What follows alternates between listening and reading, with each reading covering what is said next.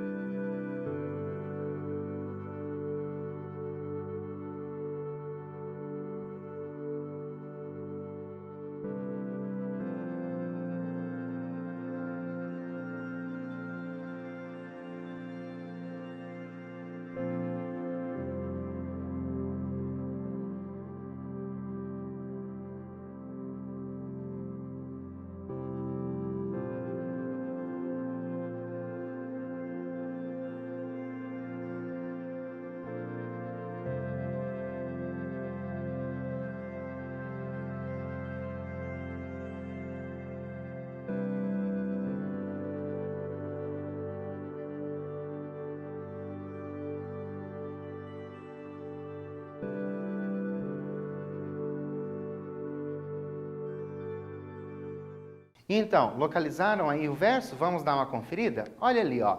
E sinto a branca tão pegada, aconchegada nos meus braços.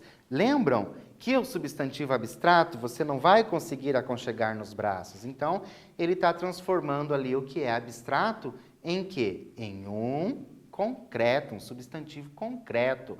E agora, a metáfora é uma comparação sem o conectivo de comparação. Isso a gente já aprendeu. A metáfora é uma comparação, mas eu não vou usar o conectivo. Vocês vão retirar do poema as metáforas existentes. Então, novamente, você vai fazer a leitura do poema e vai retirar ali as metáforas. Vou deixar o poema para vocês fazerem isso, e vou dar um tempinho para vocês encontrarem essas metáforas.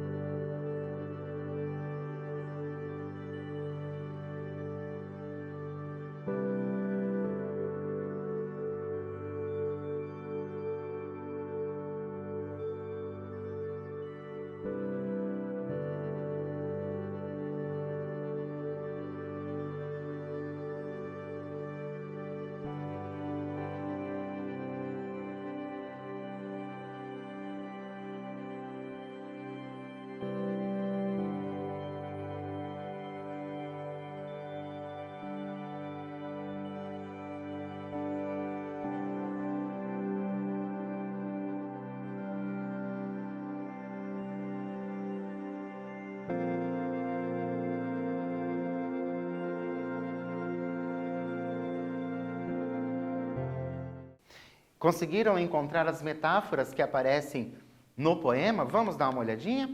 Olha lá. Por muito tempo achei que a ausência é falta. Olha só. A ausência é falta. Estou comparando sem utilizar a conjunção. E depois, a ausência é um estar em mim. Novamente, eu tenho uma comparação, mas eu não tenho a conjunção. E quando eu faço uma comparação sem conjunção, estou utilizando a figura de linguagem metáfora. Agora, mais uma atividade para vocês. Há no poema uma passagem de tempo.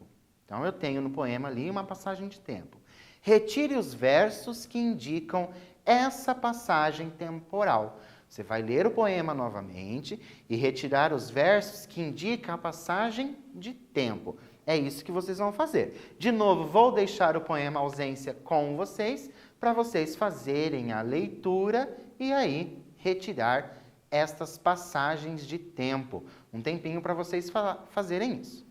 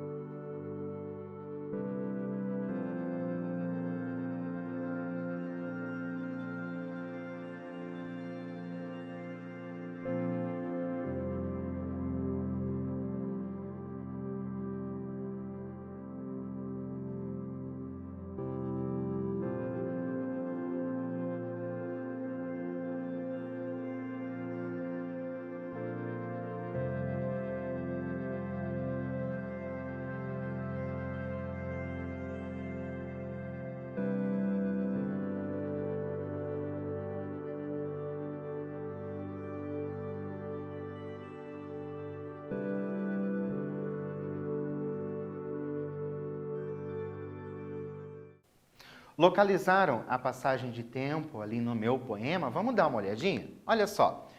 Por muito tempo, achei que a ausência é falta. E depois eu tenho hoje, não a lastimo. Olha só, eu tenho aqui o pretérito, o passado, o pretérito, achei que a ausência é falta. Então, eu trago lá do passado para quê? Para o hoje não a lastimo. Então, é isso que eu tenho, uma passagem de tempo muito bem marcada ali no poema Ausência, do Carlos Drummond. E agora, releia os versos. Por muito tempo, achei que a ausência é falta. A ausência é um estar em mim. Esses são os versos que eu retirei ali para vocês. Agora, como o eu lírico vê a ausência? De acordo com esses versos, como o eu lírico está vendo esta ausência? Lembrando, quem é o eu lírico? O eu lírico é a voz do poema, é a voz expressa ali no poema. Então, vou dar um tempinho para vocês analisarem como esse eu lírico está lendo, vendo essa ausência, como essa ausência reflete ali para ele, e eu volto para a gente corrigir.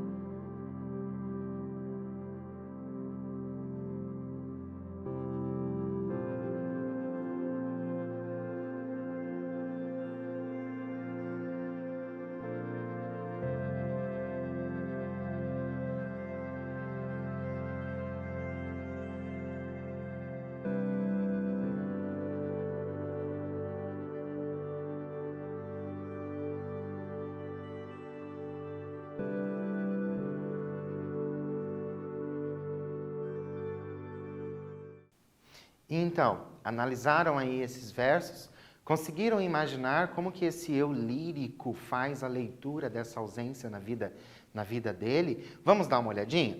Olha só, o eu lírico vê a ausência como o oposto de seu significado. Qual é o significado da ausência? O não ter, certo? Ele a enxerga como uma presença constante. Então, o eu lírico está vendo a ausência como o oposto. Então, não é que é ausente, ela está presente. Olha só que interessante. Vamos continuar. De acordo com a resposta anterior, a ausência é a presença constante ali no eu lírico, né? Vive nele, é um estar. Além da metáfora, qual outra figura de linguagem encontramos nessa afirmação? A ausência é presença. Olha só, eu já sei que eu tenho uma metáfora. Agora você vai pensar, qual outra figura de linguagem eu tenho nesse trecho? A ausência é presença. Um tempinho para vocês pensarem e eu já volto.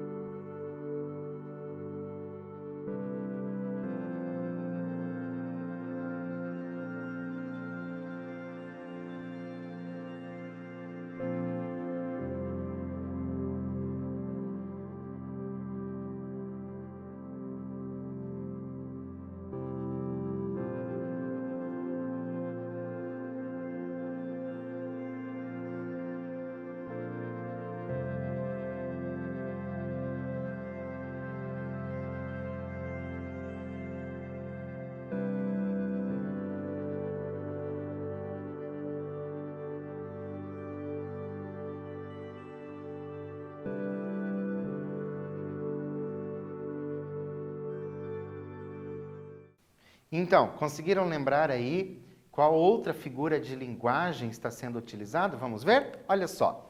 Encontramos a antítese. Lembram quando nós falamos da antítese? O que é a antítese? O oposto, o contrário. Eu tenho ali a ausência e a presença. São termos contrários utilizados no verso. Então, eu tenho a figura de linguagem antítese. Muito bem. No poema, encontramos um verbo conjugado, olha só, verbo conjugado, certo? Que é homônimo perfeito. Lembram quando nós falamos de homônimos? Verifiquem aí nas anotações de vocês o que seria esse homônimo perfeito, ok? De um substantivo. Você vai ter que encontrar o quê? O verbo. Que verbo conjugado eu tenho no meu poema que é um homônimo perfeito de um substantivo. Vou deixar de novo o poema para vocês darem uma lida e localizarem esse verbo e eu volto para a gente corrigir e dar continuidade à nossa aula.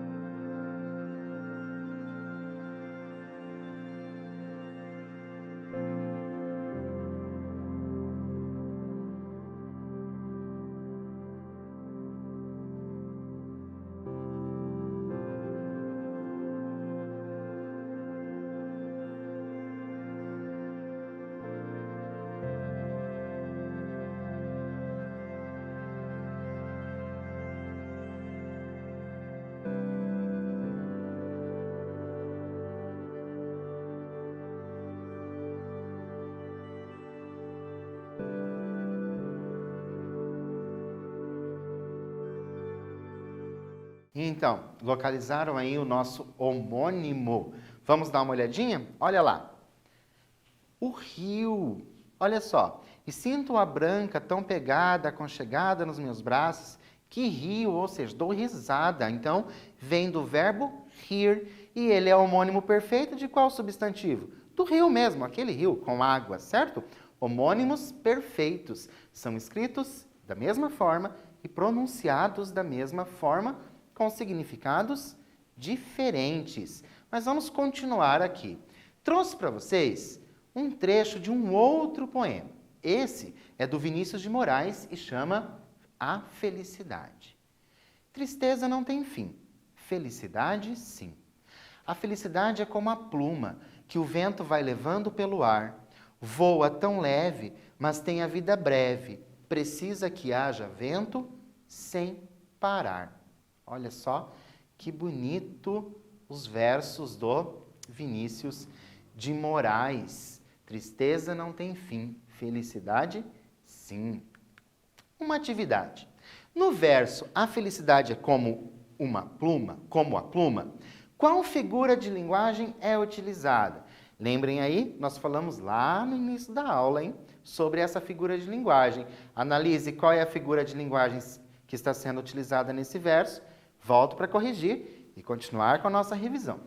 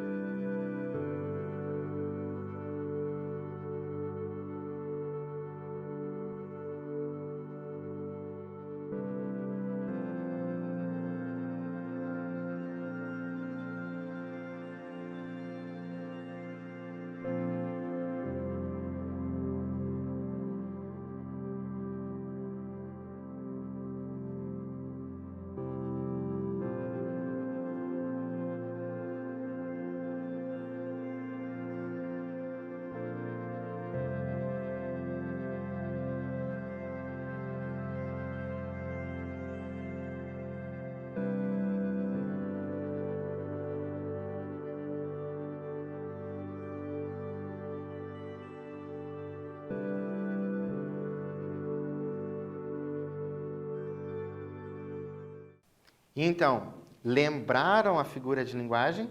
Lembraram qual está sendo utilizada nesse caso? Lembraram do início da nossa aula de hoje? Olha só, a felicidade é como a pluma. O que eu tenho ali? Um como. O autor faz uso da comparação, utilizando-se do conectivo comparativo como. Lembram que eu havia falado para vocês? A metáfora é como uma comparação, mas ela não tem conectivo. A comparação é uma comparação realmente, mas agora a gente está utilizando um conectivo. Que conectivo que eu estou utilizando? O como, ok? Continuando. De acordo com o eu lírico, lembram o eu lírico, a voz expressa ali no poema, a felicidade tem a vida breve, precisa que haja vento sem parar. O que podemos entender pelo último verso? Precisa que haja vento sem parar. O que nós podemos entender por esse último verso? Vou dar um tempinho aí para vocês pensarem e eu volto já.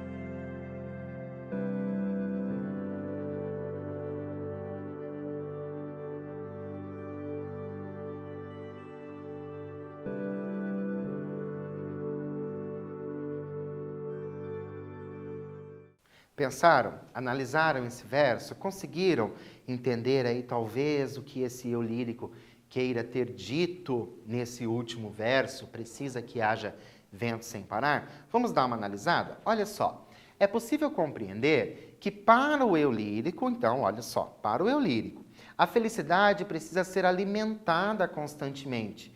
Mas como assim alimentada constantemente? Ela precisa de vento, o vento sem parar. Esse vento precisa ser constante, certo? Por quê? Porque ele era uma pluma, lembra disso? A felicidade é como uma pluma e precisa do vento para poder voar. Então, o eu lírico está nos passando uma ideia de que essa felicidade, ela precisa ser alimentada constantemente. Essa é a ideia que nos traz o último verso. Agora, mais um trecho. A felicidade é uma coisa louca, mas tão delicada também. Tem flores e amores de todas as cores. Tem ninhos de passarinhos. Tudo isso ela tem. E é por ela ser assim tão delicada que eu trato sempre dela muito bem. Olha só o que o Vinícius de Moraes continua nos dizendo sobre a felicidade. Agora, releia os versos. A felicidade é uma coisa louca. Tem flores e amores de todas as cores. Tem ninhos de passarinhos. Por que a felicidade pode ser considerada uma coisa louca? Pensem aí. Ele está dizendo a felicidade é uma coisa louca. Por que a felicidade pode ser considerada uma coisa louca? De acordo com os nossos versos aqui do poema, certo? Então, vou dar um tempinho para vocês analisarem esses versos. Volto para a gente continuar interpretando esses poemas e revisando as nossas aulas. Até já!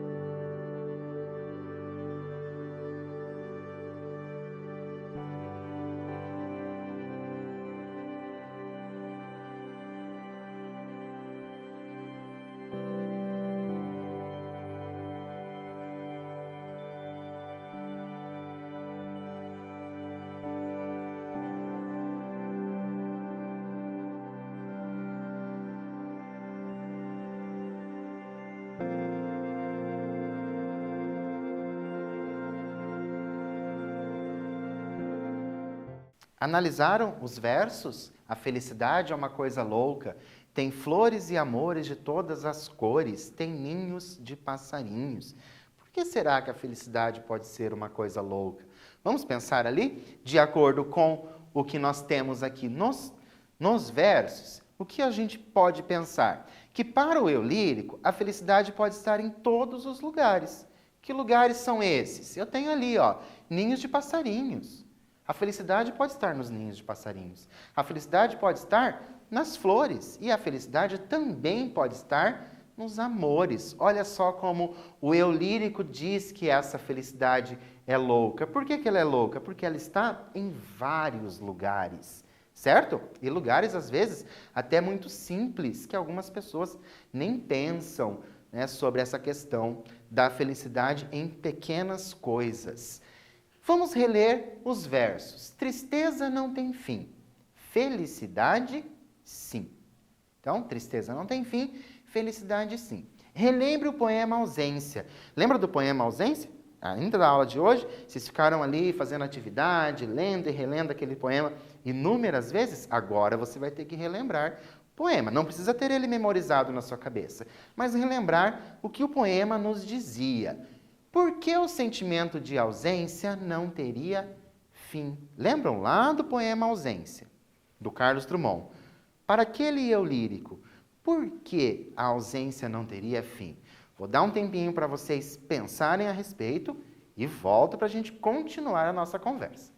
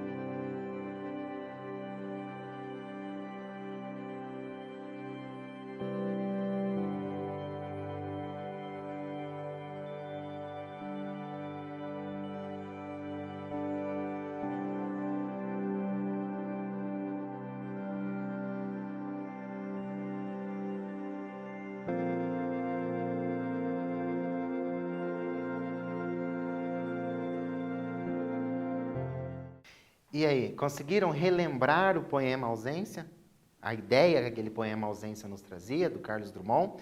E agora, por que o sentimento de ausência não teria fim. Vamos ver? Olha só, eu tenho que, de acordo com o poema ausência, a ausência é um estado de espírito, faz parte do ser. Lembra que tinha lá dizendo que fazia parte do ser? E o eu lírico tomou posse dele. No finalzinho, nós tínhamos lá no nosso poema, ninguém arrouba mais de mim. Por isso que a ausência não teria fim. E agora, vou deixar aqui para vocês refletirem. Para você, o que é felicidade? Uma pergunta difícil de ser respondida. Então, reflitam, pensem. Para você, o que é felicidade? Vou dar um tempinho para vocês refletirem e eu volto para a gente continuar.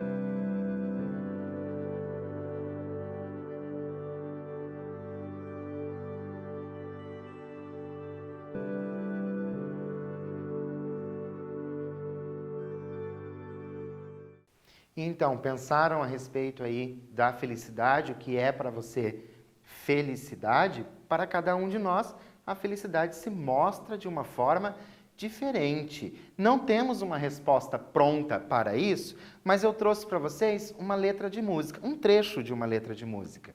Olha só, o que você faz para ser feliz? A felicidade está por dentro, mas não vai sair no raio-x. Você provoca os próprios sentimentos? O que você faz para ser feliz? Longe, perto, dentro, tanto faz. Quem quer felicidade, corre atrás. E às vezes ela está debaixo do nariz. O que você faz para ser feliz? Trouxe para vocês uma letra de música da Clarice Falcão, que também faz a gente pensar sobre a felicidade. E um quiz para vocês. É uma metáfora. O que você faz para ser feliz? Tristeza não tem fim, não há falta na ausência, felicidade é uma coisa louca. Qual dessas é uma metáfora? O que é uma metáfora? Aquela comparação sem o conectivo. Então, é claro, felicidade é uma coisa louca, e é louca mesmo. O que nós vimos na aula de hoje, nessa nossa aula de revisão? Nós vimos que o poema faz parte do gênero literário lírico, ele é escrito em versos. Uma das características do poeta Carlos Drummond de Andrade é escrever sobre o tempo. Lembra da questão que falava sobre o tempo, para vocês encontrarem os versos que falavam sobre o tempo? As figuras de linguagem têm presença marcante no gênero lírico. Então, é muito comum eu encontrar figuras de linguagem no gênero lírico. Vou deixar para vocês umas dicas para você ser feliz. Tenho lá o escritas.org para você pesquisar a respeito de algum poeta, algum poema que você gosta também. Tem uma música chamada Felicidade, do Marcelo Genesi, e, é claro, o livro e o conto Felicidade Clandestina, da Clarice Lispector. Tudo isso para falar da felicidade. Por hoje, fico por aqui. Agradeço vocês e encontro vocês na nossa próxima aula. Até lá!